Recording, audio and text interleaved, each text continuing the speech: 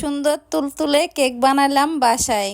কিভাবে বানালাম তাই ভিডিওটা দেখলেই বুঝতে পারবেন। তার জন্য আমি 2টা ডিম ভেঙে নিলাম। নেওয়ার পরে আমি 2টা কুসুম উঠিয়ে নিলাম। ওঠার পরে আমি ভালো করে ডিমটারে ফেটাইয়া নিলাম ফোম বানানোর জন্য। তার সাথে দিয়ে দেব 1 কাপ চিনি।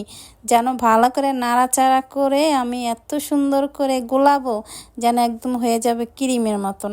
তার জন্য আমি এটা গুলিয়ে ভালো করে তারপর দিয়ে দিলাম একটু ইক্স, তারপরে দিয়ে দিলাম বেকিং পাউডার। দেওয়ার পর আমি ভালো করে নাড়াচাড়া করে আবার নাড়াচাড়া করে আমি একটু ফেটিয়ে নিলাম। যত ফেটানো যায় তত একটু ফোমের মতন হয়। দেখছেন কত সুন্দর সাদা হয়েছে।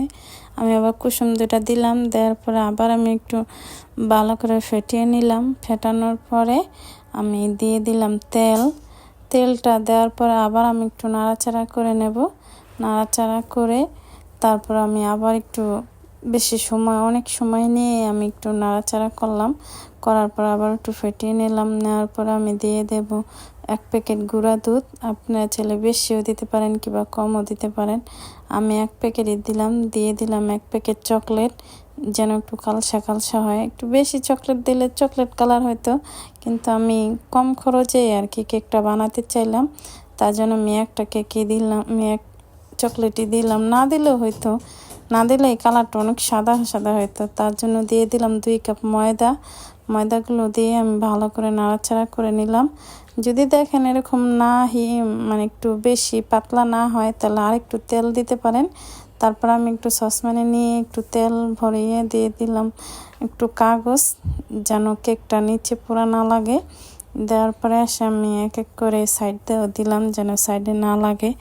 আমি তারপরে কেকের গোলাটা আমি দিয়ে দিচ্ছি এখন বাটিতে। আমি এখন ভালো করে একটু নাড়াচাড়া করে নেব যেন ভিতরে ফাঁপা না থাকে।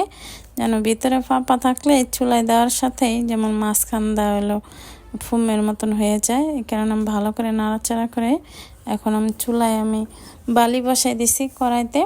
তারপর একটা প্যানের সাহায্যে আমি দিয়ে দিলাম। দেওয়ার পর একটু ঢেকে দিলাম। ঢেকে দেওয়ার পর আমি নো হিটে 20 মিনিট রাখলাম। রাখার পরে দেখছেন মাশাআল্লাহ দিলে কেকটা কত সুন্দর ফুলছে। আপনারা এভাবেই বাড়িতে বানিয়ে বাচ্চাদেরকে দিতে পারেন। আমার সাথে এতক্ষণ থাকার জন্য ধন্যবাদ।